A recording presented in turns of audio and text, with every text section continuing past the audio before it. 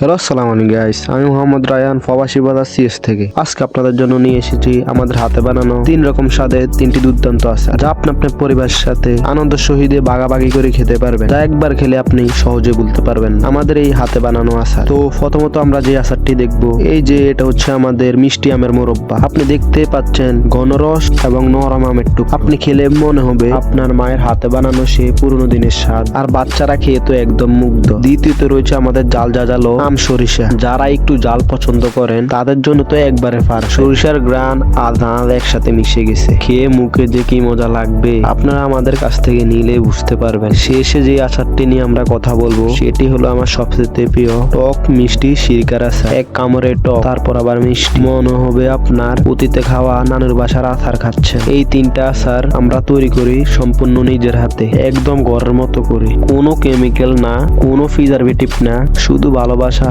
আপনি থাকুন দেশে কিংবা প্রবাসে, আপনার পছন্দের আচার পৌঁছে যাবে আপনার বাড়িতে। তাই আর দেরি না করে তাই এখনই অর্ডার করুন প্রবাসী বাজার সিএস থেকে। আমরা আছি আপনাদের জন্য, আপনাদের পাশে।